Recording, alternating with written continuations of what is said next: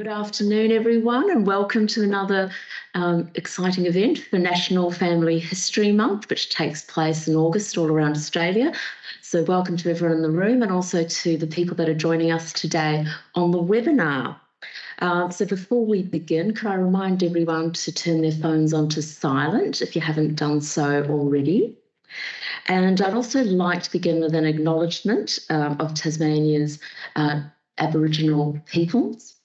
We recognise the deep histories and cultures of the Aboriginal people of Lutruwita, Tasmania.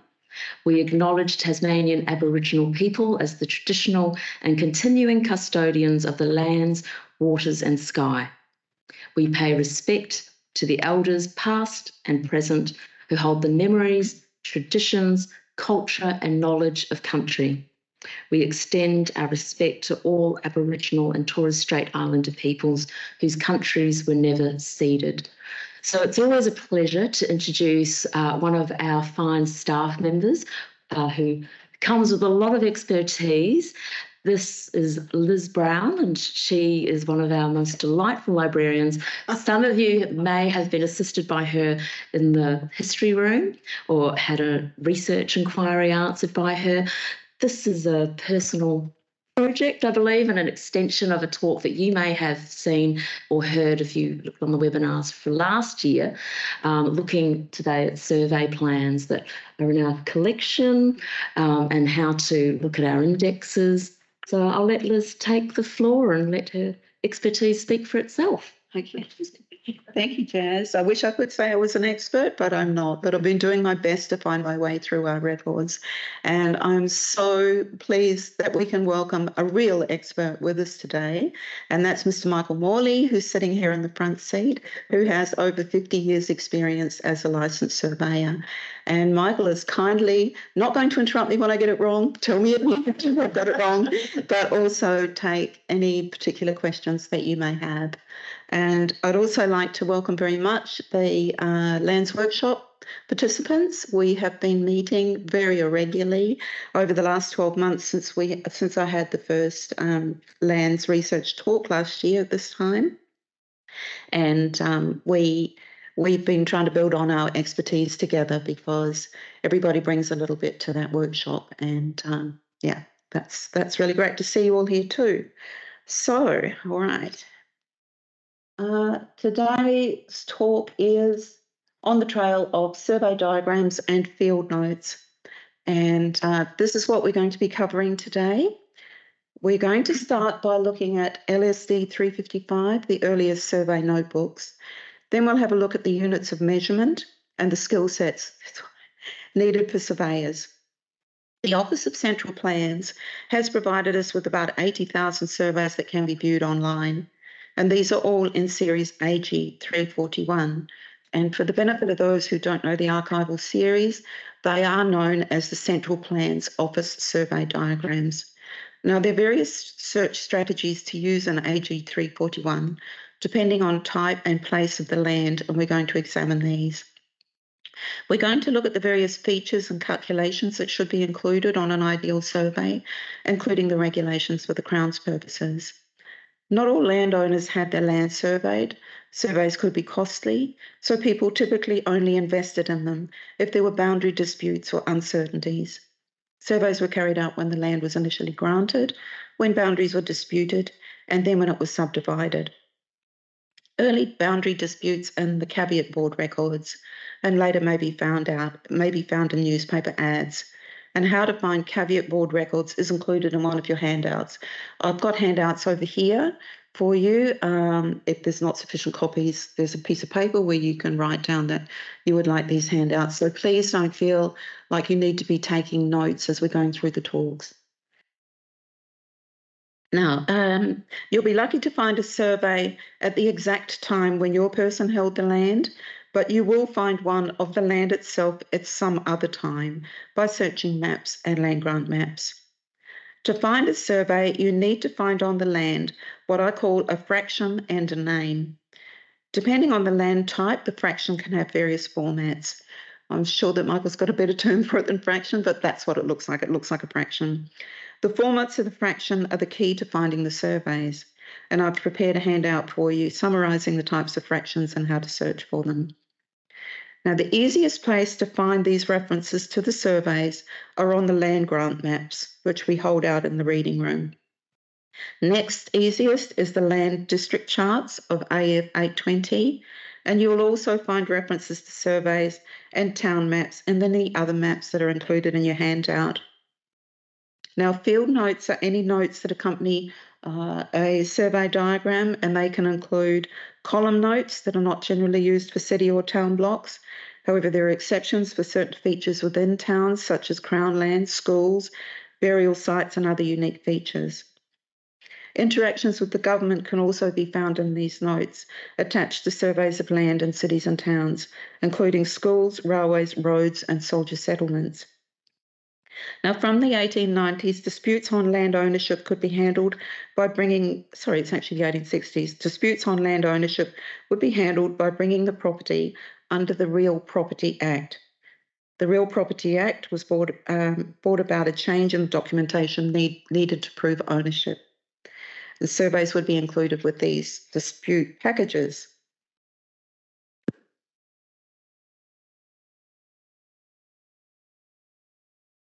Okay, so we start at the beginning of European settlement.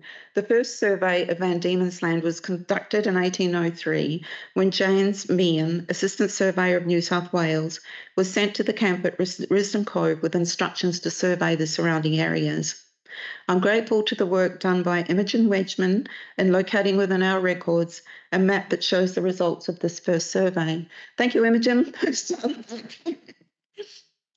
This map is called Monmouth Zero, and it's a plan of the settlement at Derwent River as described by James Meehan between October 1803 and March 1804 by order of Governor King. If you'd like to learn more about what this survey represents and read Meehan's comments written on it, please see Imogen's recent article in Australian Historical Studies, which you can read online. You can search for Wedgman on Australian Historical Studies, and I've actually got a printout of the article there. Now, over a 4-month period, Meehan covered about 5,000 square kilometres, and the earliest land grants were allocated from the assessment he made of the land. He commented on the various areas as he surveyed. It says, large plains with no trees on, not very good land, mixed with loose rocks. And the camp is marked on the plan at Sullivan Bay. And let me see if I can find it for you. I think it is there. That's the camp. And the land on either side of the stream. The camp is marked at Sullivan Bay. The land described there is not very good. And to the northwest, the land on each side of the stream is highly barren. On the eastern shore, here is a considerable quantity of apparently good material, with a small something of ponds. I suppose these to be often dry. And these are the various things that he's written on that plan there. Now, you can see on the survey how he's drawn various features on the map. All these various things here mean something, and there is a key to them on a handout there on the desk. Now, Imogen quotes Giselle Burns' argument that surveyors were an advance guard of colonists, a crucial part of the colonisation experience. And you can imagine Bowen's officers picking out the areas they want for themselves. Just above the camp are some plots of land.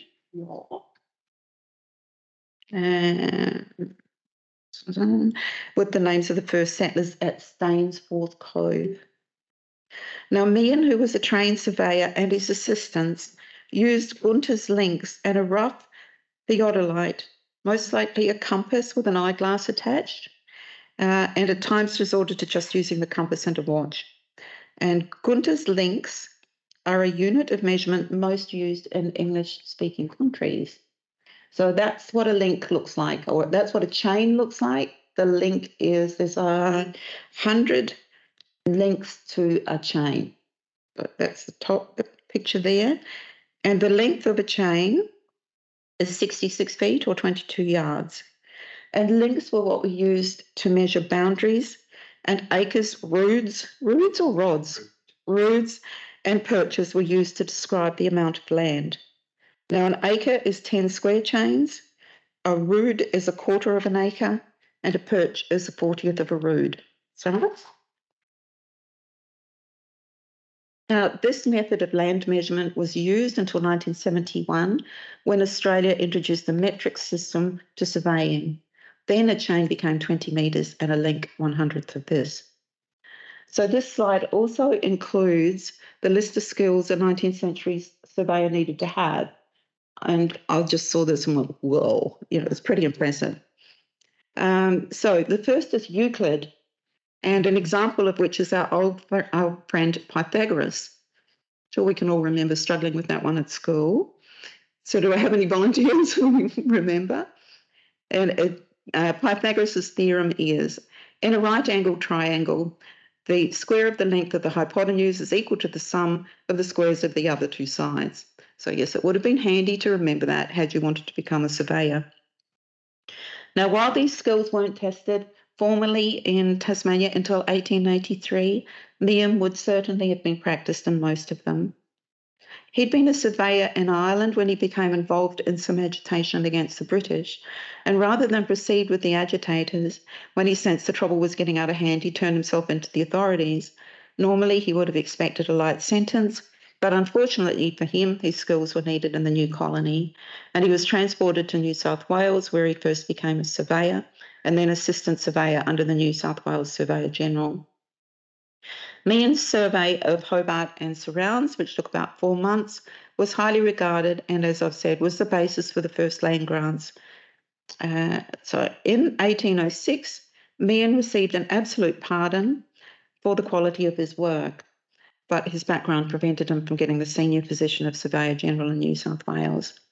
Now we have his notebook of his first survey in 1803. This is what it looks like. As you can see, I can't read or understand much beyond the date, which itself is nice and clear. This notebook and others were returned to Tasmania from New South Wales in 1894, and I printed a copy of this notebook out for you and stuck it on the table because it's an absolute nightmare trying to read it on the microfiche, and it's to do with the way that they would carry their pages and fold their pages and turn them into little booklets when they were surveying. So I've tried to put them all in order there for you, but good luck in reading it and understanding it. Surveyor Meehan returned to Hobart in 1811 with Governor Macquarie, who'd come to inspect the settlement in 1810 and was appalled at the haphazard way that Hobart Town was evolving. And I'm grateful here for the article written by Frank Bolt, James Meehan's survey of Hobart Town in 1811. Bolt writes, Macquarie found a collection of miserable huts interspersed with some structures built of brick, public buildings of unsatisfactory quality, and a few muddy tracks and laneways. And Meehan was ordered to impose a grid system of streets. There were about 1,000 people in Hobart at the time, and the realignment of the streets would benefit some while making the demolition of other properties necessary. And those in the later situation would need to be compensated. Substantial properties might be allowed to stand, but shanties would be demolished. And we have Meehan's field notes for this exercise, and I do have a digital copy for them if anybody is interested. Now, this is Meehan's survey of Hobart in 1811, and this is what it looks like. So I've tried to do a little bit of interpretation of what it says, but you can see that that is not exactly very clear. But thanks to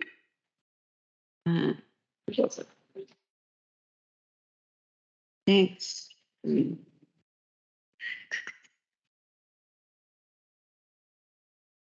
Thanks to the person that interpreted these for us. Anyway, oh yeah, that's the grid that Meehan did, and they were the notes that I read there. The yellow spaces, so the sheets. It's telling you how wide the streets need to be and various bits and pieces like that. So yeah, this is the black and white copy of Meehan's coloured plan for the layout of Hobart Town.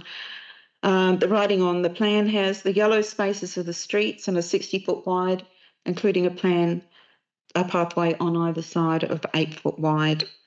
In this plan, the houses are intended to be 100 feet apart, and the reason for intersecting the streets accurately is not to interfere with many houses that are now erected and which, if disposed of in a regular plan, must be entirely destroyed. So in 1813, Meehan returned to Hobart to solve many of the disputes and arguments that had arisen from this plan. And where houses were lost, land was given as compensation. Now, Frank Bolt provided additional detail to Meehan's plan to give this map of who was where in Hobart in 1811. You can read his article here and get a copy of his map in the Royal Society of Tasmania papers in 1911. Okay. So Meehan's notebooks are part of series LSD 355, the Surveyor's Field Books, created by the Lands and Survey Department. There are also notebooks from other surveyors, and the date range given for this series is from 1803 for Meehan's first survey to a 1909 field book of the Gordon River. There are about 80 of the notebooks, and this is what they look like. You can see how fragile they are, so we don't retrieve them, but copies have been made available on microfilm. The notebooks are not very well described, but I've given you a printout there as well as we've described them. And they're not all field notebooks with contents similar to Meehan's. A lot of them are of trigonomical measurements of various areas. And as you can see that in their descriptions, so you can see trigonomical surveys and various ones of them. Now, is Lee here? Yes. Before we move on to the trig stations, I don't want to give you the idea that all of these are useless. So I found this one for you, Lee, which is LSD 355-120, which is the Browns River survey notebook. I hope it's useful and that you will find value in it, and I can give you a copy on USB. Now, in order to have trig measurements, we first needed to have trig stations, and these were not available to the surveyors until the 1820s. And the first use of trigonomical measurements for surveying in Hobart is attributed to George Franklin, who was the Surveyor General, succeeding James Meehan. Franklin was a highly skilled and experienced surveyor with a strong background in trigonometry and surveying techniques. He was also known for his expertise in cartography and the drawing of maps. None of the field notebooks we have in LSD 55 have his name on them, but perhaps LSD 355-152, which is the right period, may be his or a member of his staff. Now, according to E.W.N. Butcher in his 1903 pamphlet, Survey and Disposal of Lands of Tasmania, it was during Mr. Franklin's term of office as Surveyor General in the year 1833 that the trigonomical survey of Tasmania was commenced by James Sprent. The survey was discontinued in 1837, but resumed 10 years later, and the number of stations created was 206 and included all the principal mountaintops in the state with heights up to 5,000 feet. The work performed by Mr. Sprent has been described as stupendous, taking into consideration the rough nature of the country, the difficulties of transport and the rigours of the climate. And you'll notice the measurements to the trig stations on the survey diagrams when we look at those in a little while, in the description of land in AG 341. Now, I do have a volunteer from the audience. I did ask ChatGPT to tell me how to explain trig stations to you, but Michael has kindly offered to do it in person. So can I just get you to explain what a trig station is and how you establish them, what you need to do to create and use the trig stations? And I know they're not used anymore, but... That's not totally correct. Oh, okay. I use them. Cool. Okay. Well, please tell us. But I mentioned. The trig points were always set up, generally speaking, on hilltops and positions where they could be seen all around. If you established a trig point, which is actually a brass plate about 3 inches in diameter. Oh, right. Yes, it is. Where would you like me to stand? Over here? Oh, okay. Thanks, yeah. Thank you. Now, a trig point is actually what we call a control point. It's very similar to an SPM you may have seen on footpaths, which is a brass plaque with a little pinhole in the top. And that's what we use to control surveys throughout the state. Now, with trig points, that all started in Tony Sprent's time, as you can see. Each one of these is a hilltop or a point which is easily observed from the surrounding areas. Now, by control points, the early government wanted to be able to map Tasmania quite accurately. So what they did was create what we call a south base and a north base. Now, the south base was out at Richmond, and it was measured, I think, a couple of hundred times, so that you could measure the distance between it and mean them all, add them all together. So if you've got 100 measurements, you add them all together and divide it by 100, and that was what they considered to be the most accurate value to put between those two control points. And as I said, you can refer to those control points as SPM, state permanent marks, or trig points. Now, from this, I can't remember just how long that south base is, but I think the points are still there. When you measure something so accurately and you take the mean of 100 measurements, you've got a pretty accurate distance between the two. Now, do you understand what triangulation is? In a triangle, you've got to have three knowns to solve it and resolve it. Now, they would start off, let's say they had these 2 points to begin with, and they were measured very, very accurately. They would then set up on this trig point and read this angle and that angle to this point over here. Now, then they would calculate exactly what that distance is and what that distance is by triangulation. Do you understand that? Are you with me so far? Now, then it grew like Topsy, and it went between Hobart and Launceston, and I think they met round about Oatlands or Tunbridge, and they were calculating this series of triangles north, and they had a north base out at Longford, and they did the same in reverse. And when they met up, they were incredibly accurate. You know, for those days, they used a circumferential and an early theodolite. I was trained on an 1880s Watts P4 theodolite.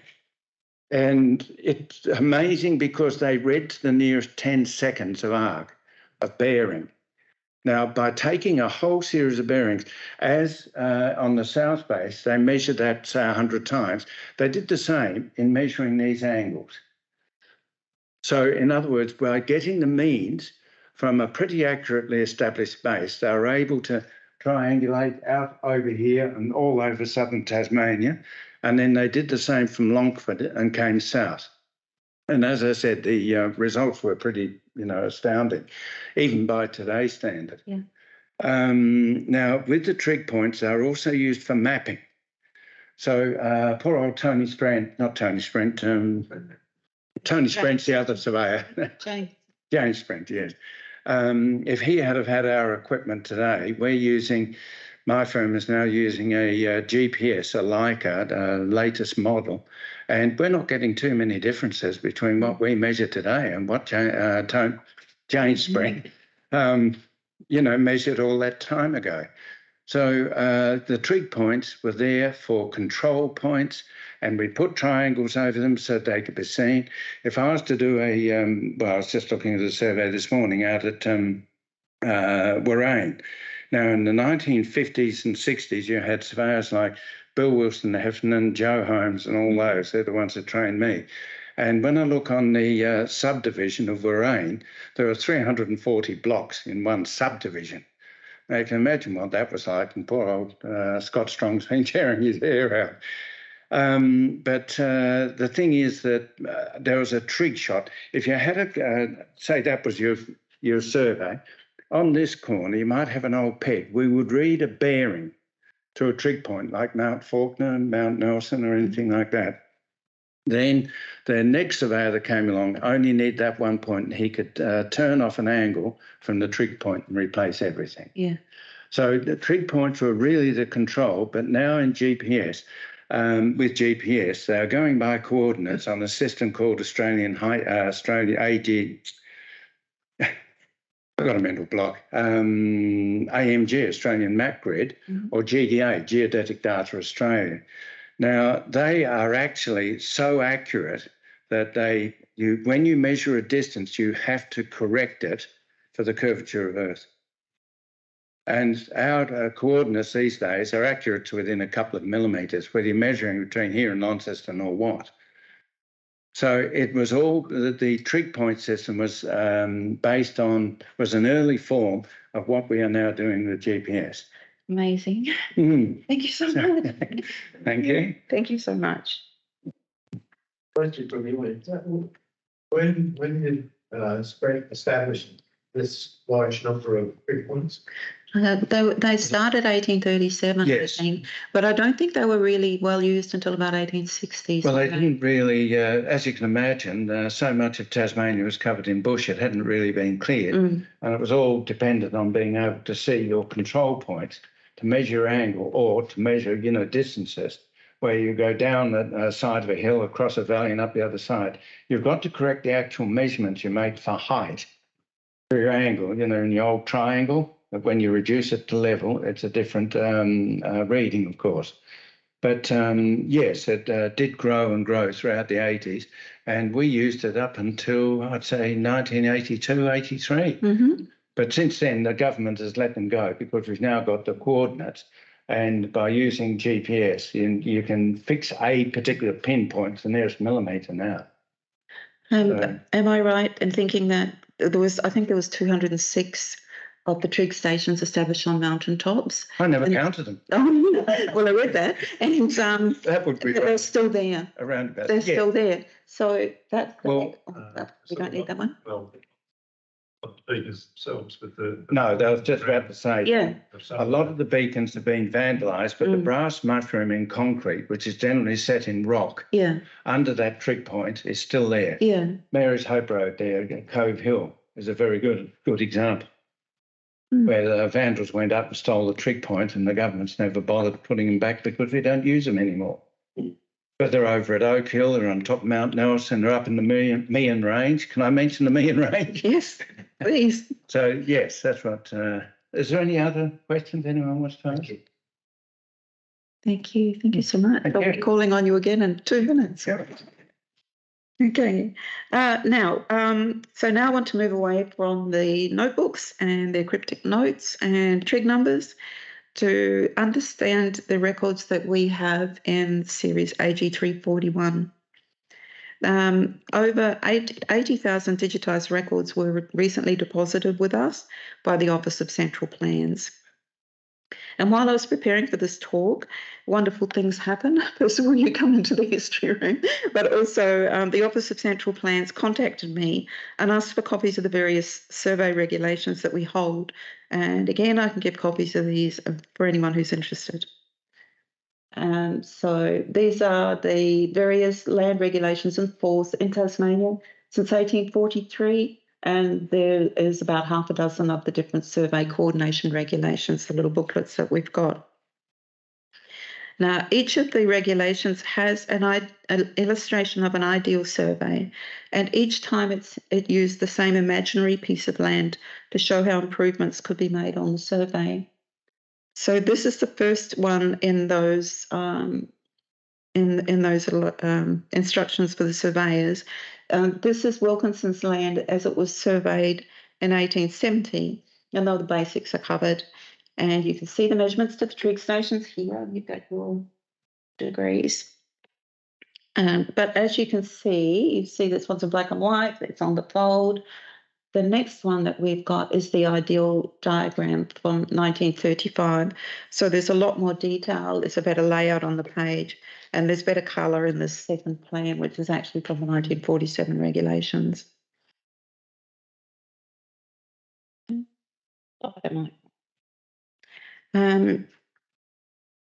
Okay.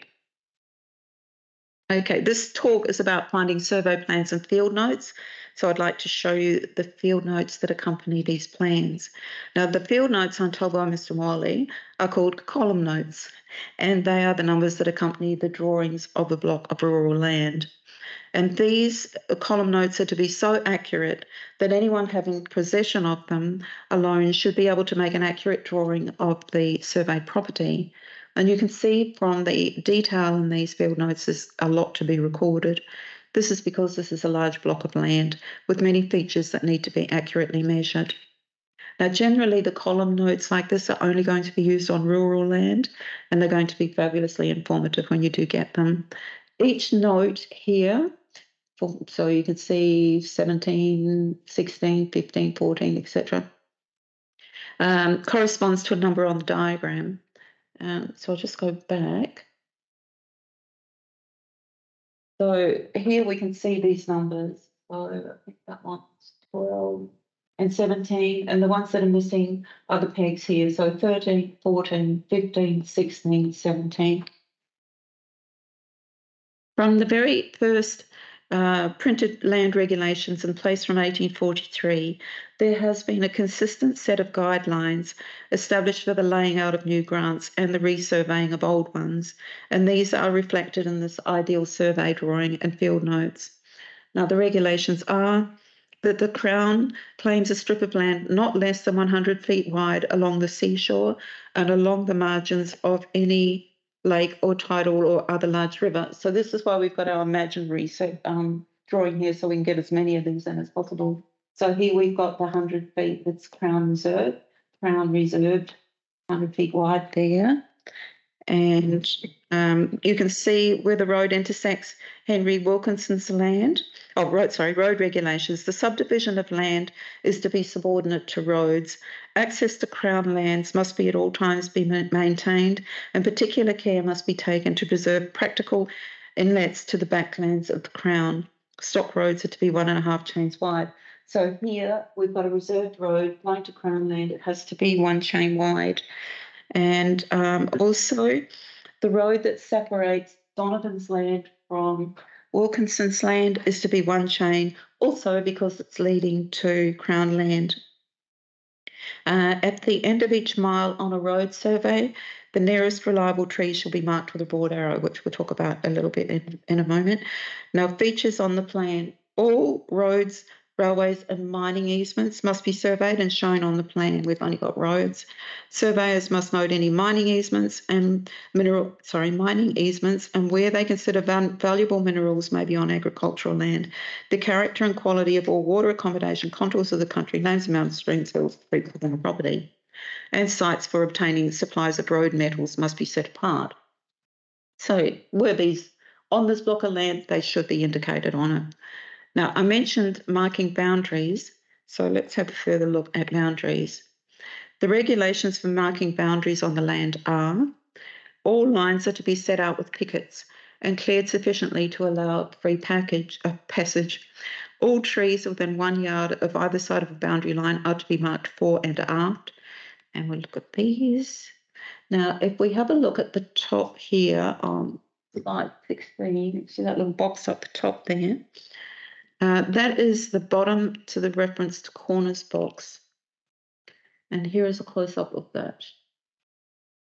So down at the bottom there, we have got each of the corners. All right, go back a minute. Each of the corners. So we're going to first talk about corner 1, and then we're going to talk about corner 11.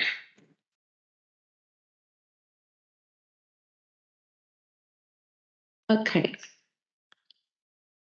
Now, corner 1, at the bottom left of our survey drawing, is at a bearing of 40 degrees, 30 minutes, and at 5 lengths, there is a gum tree marked with the broad arrow. So standing on that corner, we should turn our compass to 40 degrees. Then I thought we walked for 30 minutes, but apparently we don't walk for 30 minutes. We walk for another ½ degree. Is that right? 30 minutes is a ½ a degree? Yes. Yeah. And then, so we face 40 and then we walk, and then we actually 40.5 degrees. So in surveying and navigation, angles are measured in degrees, minutes, and seconds. So yeah, I've done that. Then I walk 5 lengths, which is about 1 metre, and then I should find the gum tree. Find what sort of tree it is. So we've got our 40 degrees, 30 minutes, walk 5 lengths, find the gum tree with our boundary markings on it. I thought that was so much fun because I actually understood that I thought we could do it again. So to find the upper western boundary of Wilkinson's property, we could have walked north for 2716 lengths, which was to where that Donovan's property ended and Wilkinson's began, to find the road that separates the 2 blocks of land. Then we could have walked another 5,427 lengths from there until we reached the creek at the northern boundary, or we could have started at the creek because boundaries that have natural features were encouraged. So the corner number in that case was 11. And again, we would use the reference box to check where the boundary marker is going to be. So now with the compass facing 310 degrees and then an extra little tad of a degree, at a distance of about 2 lengths or 10 lengths or 2 metres, you'll find the large myrtle tree this time, marked fore and aft with the boundary marking. Okay, and this is where it gets fun, I think. These are the boundary markings that you could expect to find. Marks on trees are to be a conspicuous size. This is again from our instructions to surveyors. Cut not less than 3 inches deep and in the shape of a horseshoe or triangle. I know they've called it a broad arrow, but it seems to be the same thing. And the side is to be not less than 9 inches long. At every 10 chains, a substantial tall peg, not less than 3 inches in diameter, is to be driven 1 foot into the ground and projecting a foot above the surface, the notches turned towards the point from which the chainage was commenced. Corner pegs, at least 18 inches long and not less than 4 inches in diameter, after being neatly squared, are to be driven into the ground at least 1 foot, and if possible, secured with a pile of stones. A little pile of stones around that one there. They are to be made of the most durable wood possible, and before being driven into the land, must be well cleared of rubbish. Now, Mr. Morley informed me, which I thought was really interesting, that the practice of using axes to make these sorts of marks was stopped when townies became involved with surveying in the 1970s, because unlike Mr. Morley, who is skilled with an axe, the townies unskilled with an axe were in danger of losing their limbs. So we had to come up with a safer way to make the markings on the trees. Now, next we look at the instructions for surveyors on what they needed to include in the survey diagrams. Application number for a plan must be shown. The application number is here. And the area of the lot exclusive of roads up here are areas, roads and perches. The applicant's full name must be shown. So not H. Wilkinson, he has to be Henry Wilkinson, and the section of the Act under which the application was made. So this plan has Henry Wilkinson, who has applied for a survey of his land under Section 20 of the Crown Law Act of 1935. And the numbers 4, 5, 6 of 35 show us that this application was number 456 in 1935. The rules and the regulations for what must be included on the plan continue. No diagram shall be received unless field notes accompany it. And as I said before, the field notes must be sufficiently explicit to permit the diagram to be withdrawn without reference to the face. And we saw those a couple of slides ago. Now, a bit more on roads. Oops, go back a bit. Oops, sorry, back and back. When surveying roads intended for traffic, the angles of inclination and depression must be given, and on sideline, here, the uneven or sloping ground, an approximation of the slope. So this is the distance in lengths from that part of the road. And that is the angles on the road. No, that's not a very good explanation. Bearings. Bearings. Okay, thanks. OCP stands for the Office of Central Plans, who looked after the surveys. Sorry. Old corner there. Oh, really? Oh, I'm so sorry. Office of Central, Old Corner Peg. Cool. Thank you. OCP stands for Old Corner Peg. STS had stones placed around. Oh, cool. Thank you. Oh, that's great. Sorry. No, please. I'm very grateful for any help. The 4-digit numbers on the map, of course, are in lengths and show the distance between boundaries. So 5900 there to there, 4994 there to there, etc. Right. Now, I've provided some printouts of these specimen plans over there so you can see the amount of detail. And if you have questions after the talk, I'm hoping that somebody will help you with them. Okay. So now that you've seen the incredible amount of detail on a survey plan, you're going to want to find one. And my first tip is to find where your property will be on a map, and then to use the land grant maps in the reading room to find that property. The name of the person on the land grant map is the last person to have surveyed that land. Now, remember, not everyone gets a survey done. They cost money, so you'll only ask for one if you have a dispute about the property's boundaries, ownership, or if you're subdividing. So let's start now with the easiest way that you're going to find a survey plan from a name on a lands grant map. So this is land grant maps are in the reading room there, and they're divided into counties and towns. So this is from the Dorset land grant map, and here we can see that we've got a reference to a large block of land bordering the Forester River with the name C.A. Copplestone on it. It's a property of 996 acres, 1 rood and 11 perches. And the word PUR is telling you he purchased the property from the Crown. And the reference to the survey diagram is this here, this 79.5, which I call my fraction. And that is volume 79, page 5. Now, the majority of survey plans and the ones we're focused on today are those held by the Office of Central Plans, copies of which we have online in series AG 341. Now, to find the survey plans in AG 341 for the Copplestone property, we need to do an archive search stating the series and the county name and the volume number. So we know that this is Dorset County, because that's the land grant map that we searched for it on, and we know that it is volume 79. So we search AG 341 for Dorset and 79, and this brings up this particular series. So it's not as simple as AG 341 volume 79. You have to find out which archival series that's in. So it's 625.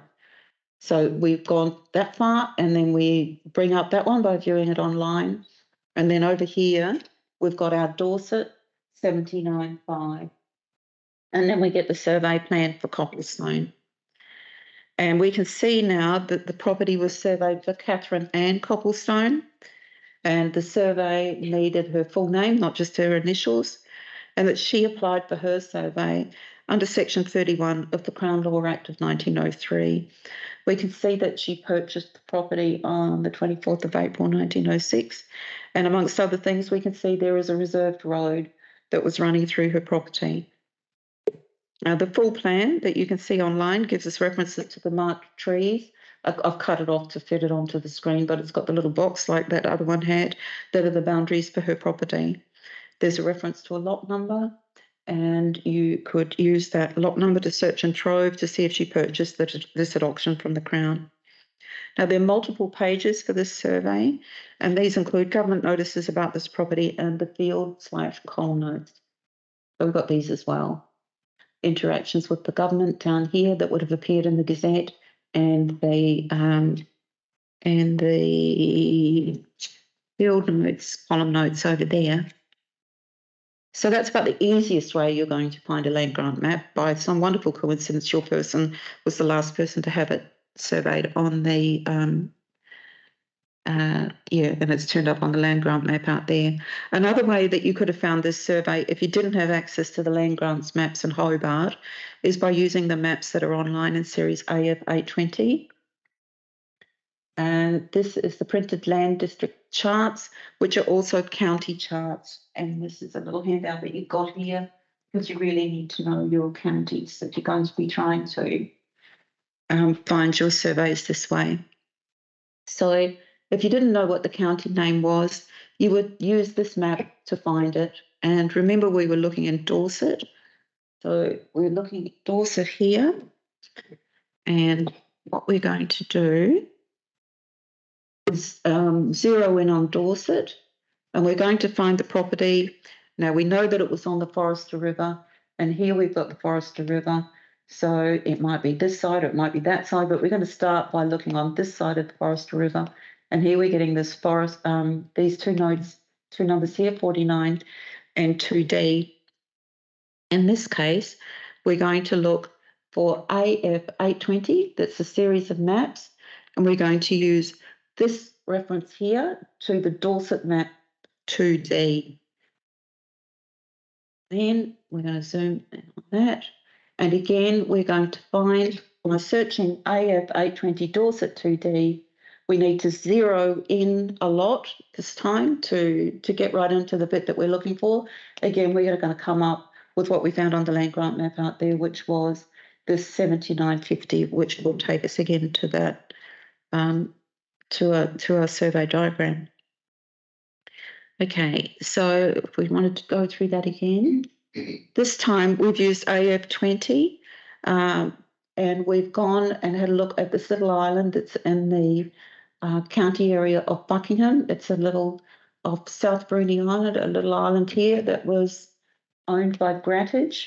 And we can see the fractions again on that map, your 547. So again, we're going to search for AG 341 Buckingham, which is the county name, and the number on the top line, which is 5, which is the volume number. I'll just do that again. So we search AG 341 Buckingham 5, and then down here, because it was 547, we're going to click on that one. And then we're going to get here our survey plan and our column notes, field notes here. Right, so this is the easy way. This is when it's easy. It's once you've done it a couple of times, it's not too bad. So that's fairly straightforward.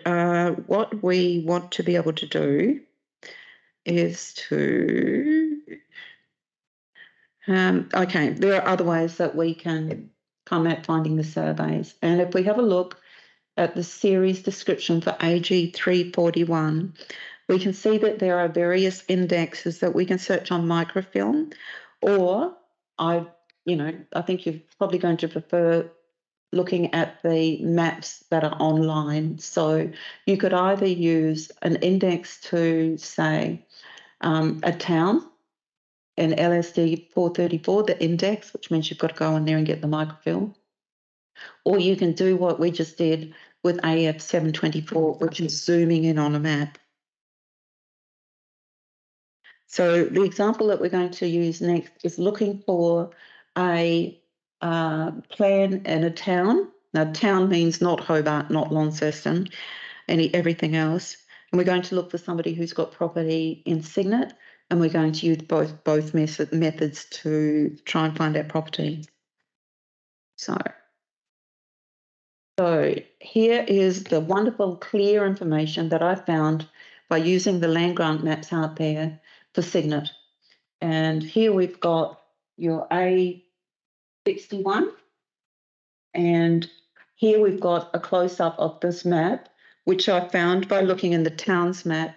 First of all, searching for Cygnet, and then it wasn't Cygnet, so I searched for Lovat, and then sort of just burrowing down into that until you can find the relevant bit that you're after. We've got some street names, so it's not too awful. But here you can, I don't know if you can see that, that says A761, the same as that does. but it's not as wonderful and clear as it is there. But we've got that little bit extra now going on, that we've got a letter before our number. So we are going to be looking at a different subset within AG 341. So this time, instead of AG 341 and a county, we are saying look within the towns. We don't name the town, we say look within the towns. Look within the towns, A7, and then because the second number on that was 61, it was A7 over 61. Then we're going to find our way down through that. And we're going to see as well that there is a reference to F320 here, and that is a reference for a road. So we know that because we've gone back to our index and we've checked it out. And this time we're going to search AG 341 for F3. And then we're going to get all this information here about the road, this road here, and field notes, etc., for that particular road. So I think this is going to be really great if you're trying to work your way back through a little town and you're trying to find as much information as you can about the settlement of that area, because it's got other things that happened before and other things that happened after included in that survey plan. So that's looking for places. I thought we could also have a look at a different type of survey. And in this time, we're looking for a survey of a local school. We're writing the history of the local school, so we want to find a survey plan for that. Now, the schools have their own alphabetical index on microfilm. Unfortunately, they don't have their own series of maps. So in this case, you are going to need to consult the microfilm, but you can always ask us to do that for you. So I've looked it up and I've decided I'm going to research Campbell Street School. And within the microfilm series LSD 438, I've found a reference under C for Campbell Street School to book 12, page 7. So again, you can see that we're using our AG 341, using the sub-series that we need in order to refine the series, and the volume, which is 12. And this is why I've given you some notes here, so that you don't need to worry about, well, I'm looking for a town, I'm looking for a county, I'm looking for a school, I'm looking for a soldier settlement, I'm looking at a road. They're all down there on a sheet for you to refer to. So there's going to be a lot of history around this school. So this time, in addition to the survey, we are going to get all of this information. We're going to get field notes, we're going to get past histories, we're going to get the original settlement of that site. Now, okay, so this is all when you know what you want, you know where it is that you want to survey. But because this is family history, you don't always know what you want to do. You just know that you want to do it. So if you think that your ancestor may have had a survey done, but you don't know where it may have been, you just want to check to see if they ever had a survey done. And bearing in mind that they would have only had a survey done if they were disputing something about the land. There is a 3,437 page index online to the people who had surveys done. And this indexes surveys up until the 1960s. And it is series AG, that was the finish of that one. That's series AG 350. Now, I suggest that if you want to use this survey, you want to look at this online, that you download it and then you do a Control F and you search for your name that way. So having done that, I searched for Riley and I searched for Copplestone and I searched for Grattage, which are the examples that we've used here, just to show you that they will tell you with, on 350 that you've got surveys done and whereabouts they are, and also the wonderful reference to them that we needed in order to find the actual surveys. Okay, now this search is precise. So I think she was Catherine Copplestone, but in the AG 350, they're going to call her C.A. Copplestone. So I suggest, unless your name is Brown, that you just use surname when you're searching and have a lot of patience, but I know you all do. Okay, so I don't see surveys as a quick way to undertake your property research, just an incredible rich resource and a snapshot of a particular point of time and hopefully some history with that. But aside from the survey records and AG 341, there are two sources of records that can bring together a history of a property at a particular point in time into the one record. And the first of these are the caveat board records. When there was a dispute over boundaries or ownership, the matter came before the caveat board, where a hearing was conducted and a resolution reached. The board operated from 1832 to 1858 when its function was taken over by the Supreme Court. When boundaries were disputed, new surveys would be included in the report of the caveat board, and when ownership was disputed, many interviews were conducted with interested parties, including neighbours, and these statements have been retained in one glorious package. Now, to find out if the property came before the caveat board, consult or ask us to consult for you the cards in the reading room for Series SC 285, which are called Applications for the Issue of Titles Recommended in Reports. There is no index online to that. I will do my best to get it online for you, but there isn't one online at the moment. So there's a register for the application of for the issue of titles to grants compiled by the Supreme Court, which covers a larger period. But because it's a register, you need to know the date the application went before the court. So that's a very time-consuming exercise. So that's the caveat board records, which are full of treasure. And the second series, which are even more fabulous, which will give you a very useful compilation of records, is the which do include survey diagrams, is series LT 22, applications to bring property under the Real Property Act of 1862. There's an index to these records on LTO 25, but it's a very poor quality microfilm of the original. I've got copies of these on a USB up until 1873, which I can give to you if you like. But after 1873, to save you having to go through that horrible microfilm, you can actually search the government gazettes online to see whether your person applied to have something done for it under the Real Property Act. It involves an annual search of the government gazettes, and then you can search by name. So I just want to show you how great it'll be if you actually get one of these. That's that, and that's how to search the Tasmanian Government Gazettes and Real Property Act, and then it'll give you like a page reference in that particular gazette. You've got to go to that page reference, and then you get your application number, which you then use as LTO 22/1/ the application number there. So what do you get? This is what you get. You get powers of attorney, you get death certificates, you get wills, you get surveys, you get everything your little heart desires, really, that will solve all of the problems that you've had, not being able to link a chain of ownership through time. Caveat board does the same thing. And the caveat board also will be telling you, well, there used to be a stream running through this property, but after the Great Landslip of 1862, there is no stream running through this property anymore. So they're really, really rich and wonderful, wonderful things to get. And that is an indenture. So we didn't talk about it too much this time, but you basically have your deed, your indentures, your deed memorials, and your certificates of title.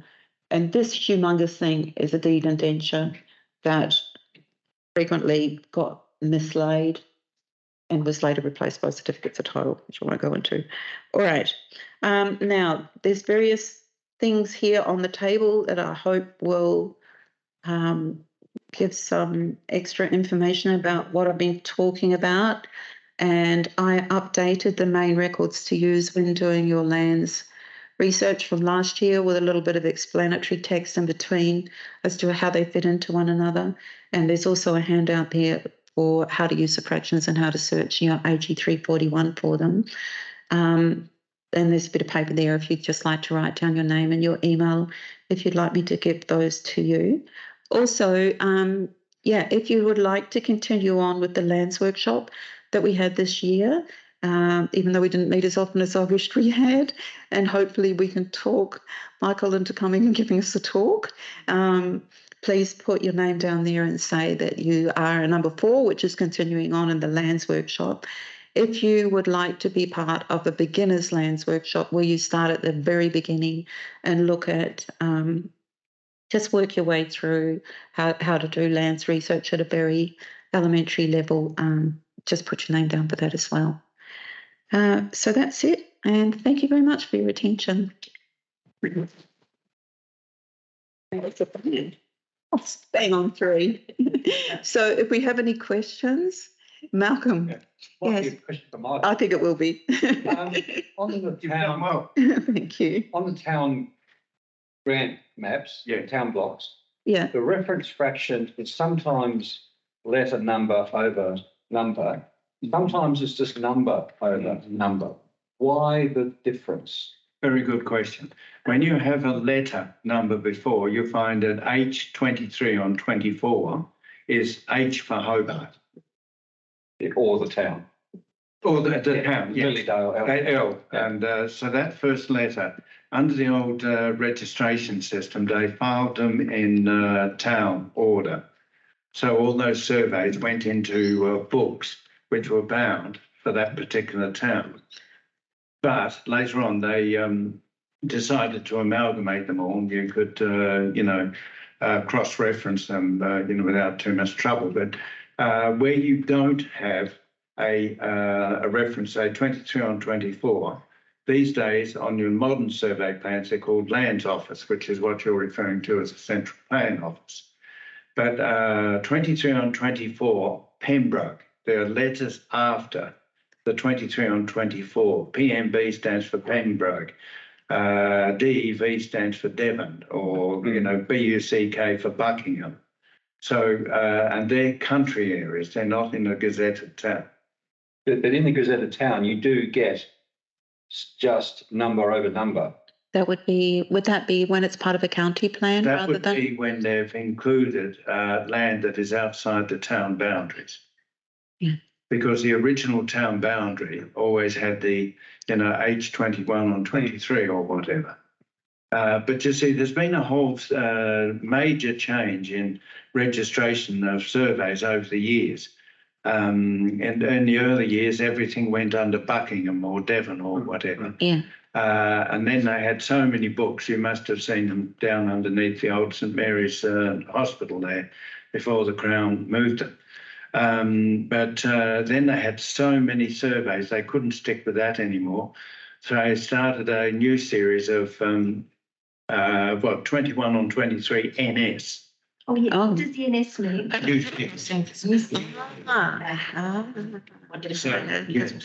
Write that one down. And there's a whole lot of them. And then you ended up with the titles office survey numbers after subdivision of, say, 256 on 21. Now, that was book 256, diagram 21. But they had a D after that, which was for diagram. But you've been talking basically about Crown grants and that registration system. And what you said there is totally correct. But when you went to subdivide previous land that had already been alienated from the Crown, then it went to the titles office. So the only surveys you have are the Crown grant surveys. Okay. Or road acquisition surveys, school site access, anything to do with the Crown. Okay. Was always in the Crown Lands Office. Right. So but we've always had, in the past, we had 3 registration authorities. The Deeds Office, where all your conveyances, or that's an indenture of conveyance. Mm-hmm. In the trade, we always call it the conveyance. But you can see how cumbersome that is, because that's the old English system of title. Solicitor's paid by the word, I think. Yeah. And then you have the Lands Titles Office, which is still in existence today, but the Deeds Office has been absorbed into the titles office, and they've now got TASFOL, what we call TASFOL numbers, Mm. where they're converted from deeds to actual surveys under the Land Titles Office. But because they were so difficult to follow, how could a person read that? Yeah. Between the Titles Office and us surveyors, we convert that into a normal diagram that you can understand. And then, of course, there was the Land Central Plan Office, they call it now, which is the Crown Land Surveys. We'd have to get you to come back and talk to us. Yeah. There is one other thing that I'd like to explain to you. Can you get that first survey you had there up, please? And I'll show you an easy way of doing this. Oh, The very first one. any one of them. Oh, okay. Hang on. There we go. Henry Wilkinson. No, you've cut the top off. Oh, okay. Yeah, the corners. No, the heading. Mm. Because when you have that, can you go back? That bit? Right. Now, up here, that's a very old, that's a Crown alienation survey. That's nothing to do with the re-subdivision or the house where you live in now. Now, in all Land Titles Office surveys, you have a box up here where it says part of a particular Crown grant. Okay. And that will give you all the index. You know which your block of land was part of that original Crown grant. Okay. So you can work from that back, which will save you a lot of your investigation, etc., because they will all refer to your original Crown alienation surveys. Would this be current property? So you're working from present day backwards? Yes, Okay. yes. But always look in that top left-hand corner and it will say grantee Yeah. and and name, etc. And that'll show you where to start looking for your original history. Thank you. Okay. Yes, Lee. On that indenture that you showed, Yeah. has a diagram in the margin. Yes. Sometimes. Well, I was going to say, I understood that that those diagrams did appear in the originals, but did not appear necessarily or fairly rarely in the copies. And what you get if you go to the lands part of the copies now, Yeah. to look at those, they are the copies, not the original. Correct. And The originals you'll get an LTO 22 if you're lucky. yes. They won't let you touch the originals. When I first started surveying in the early 60s, mid-60s, we were able to go downstairs to the old St Mary's Hospital on the corner of Salamanca and Davy Street, and we could actually handle the original books, but they were being destroyed. So they decided they were going to photocopy them. What do you call them? Digital. Microfilm, thank you. And in the microfilm, they didn't always come out very accurately and clearly. So then they went through and TASFOL'd everything, which is much clearer, but there's still survey plans that I can't read. So I've got to go to the computer and I've got to blow it up as light as I can to try and get it and darken the image to see if I can read what the figures are. Yeah. But the titles office are very good in interpreting those and determining what the figure is for you. So if I can't read anything, I get on the phone and talk to the chief draftswoman and say, what's this number? And then she says, get your eyes tested. No, she's very good.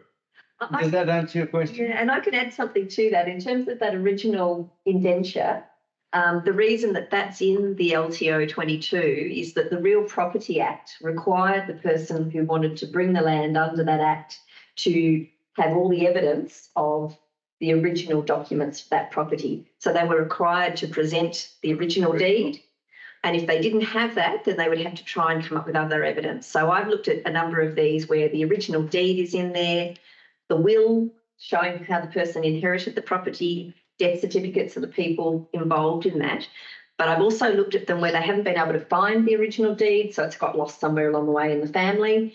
So then they've gone out and they've got testimonials from people that lived in the area at the time who can, state with confidence that, yes, they knew this person and that, yes, they've lived on the land for 20 odd years or they've done this and they've done that. So sometimes that was enough evidence for them to accept it and then allow the property to be brought under the Real Property Act. But those indentures are the original ones and they would have come from somebody's house or from, they might have kept it with their solicitor or whatever they would, but they were then required to present it as part of their application. And they have treasures. I totally agree, except for one thing. Oh, what's that? You referred to the title, the indenture of conveyance. Yes. Sorry. When you bought land under the old system title, you didn't get one conveyance. You got 20. That's right. The whole route of title, Yes. each one added, and if you sold it under the old system, you got another conveyance. But they were generally just brought forward, if you know what I mean. Yes. And then under the 1862 Real Property Act, they wanted to convert all old system property to Real Property Act. So that's taken a long time, and I'm still dealing with old system titles. Yes. So, you blow the dust off them, etc. And you think, well, okay. But it is a complicated thing to transfer from old system to title to real property. It can be, particularly in properties around Richmond and Pontville and places like that. But it was made a lot easier because it basically went on occupation.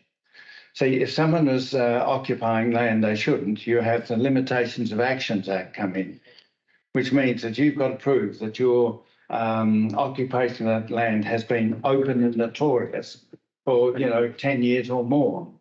And so the old system title was not a secure form of proper boundary definition. But the Real Property Act, or the Lands Titles surveys now, are very accurate. I might add within a millimetre or two. Can I just say about the LTO 22s, there is, this is Treasures Gallery, there are 5,000 records in that series. The first 1,800 of them go to 1873. So I think there was a big rush on anybody who had property to try and get it done to start with. And then there's all the stragglers, over the next 80 or 90 years or whatever. So I think if you felt that your person had property in the 1860s or the 1870s, it is really worthwhile having a look at the LTO 25s, that register. It's not going to take you all that long. And I do feel that people tried to get it settled because they didn't want, like what you're saying, yes, indentures getting lost along the way.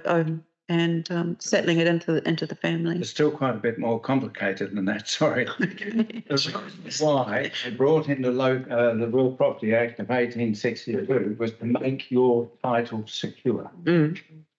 Because with this form of old system title, it was based on occupation and, long-standing occupation. You can prove that your father, your grandfather and all that right the way down through the different generations. But with the Lands Title System now, the Real Property Act, they actually guarantee your ownership of that land. And that's why they brought it in. But I mean, who wants to go through those massive written things that you can't read their writing, you're only assuming, as to what's what. But they've come a long way and they've nearly converted just about all the old system titles, conveyances, indentures, whatever you want to call them. They've nearly all been TASFOld now. In other words, the titles office has gone through and read them and drawn a diagram from their descriptions. And that helps us quite considerably. I've just got one over at Raraine now, you wouldn't believe it, but it's still one of the old original surveys. And they're fascinating. But you do use a few expletives when you can't read it. Okay, well, could we all please thank Mr. Morley for coming and for his wonderful expertise? Thank you. Thanks so As I much. said, you've done a very good job in presenting it, except for OCP. Okay, You're not Sam. going to forget that. No, I'm not. Thank you. Thanks. Question? Any more? Thank you everyone for attending. Are there any more questions? I've just got a quick one, Oh, sorry. yeah. How long before they actually got the title could they take hold of the land? Like I've found instances where people are actually living on the land before the title or the deed was drawn up. So is there a period of time that they, on Crown land, I mean, is there a period of time that they occupied that land before they would take on that title? I'd have to look that one up. Yeah. Reference inquiry for us and we'll have a look at the legislation for you. Basically, from the time, claim times, the time you decided to, you got a location order, it went out and sat on the land, and then you applied for a grant. And if the grant took 10 years, it's often did, you were living on that land, building a house. Couldn't sit on the land. You had it surveyed. No. It had to be surveyed first. No, you had a location order. You were there, you built a house sometimes. Yep. And, you know, if the survey took 10 years, well, it waited until 10 years. You couldn't deal with it, you couldn't sell it. Yep. But you could do whatever. So it's as long as it took to have the survey done. That's correct, yeah. But it's a little bit more simple than that. What you did, they called them Crown land selections. So a farmer or a person will go out and select the land that they wanted, and then they would put the application to the Crown Lands Department, but they would occupy. And that's why sometimes on the plan you'll see an LOC, a located to. But you'll find that when that person first applied for that land, there was such a backlog of surveyors in those days, and there is still today, where they applied for the land, as you've said, but it wasn't surveyed until 5 or 10 years later. You were able to build on that, and quite often, if someone didn't build or didn't take possession, they would lose it. So you had to occupy it. So remember, it was all on the old system title, and based on, you know, occupation, you sitting on that land. And you find that they probably took 20, 30 years to pay the land off.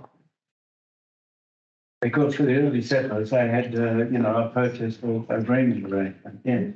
A minute on how much they could apply land. They had to use the land. They just couldn't sit on the land and tie it up, because the early governments wanted the land to be developed and farmed, you know, and run. So there was, if they were on the land and they were getting on with their job, then they were pretty lenient in spending their credit. That's why you quite often see on the survey plan, the original surveyor, Joe Blow, the second one, Fred Nye or whatever, and you'd see 3 or 4, if that land had, you know, 3 or 4 different applications. And, Well, thank you very much, Michael, for coming, and we'll have another round of applause. Thank you very much.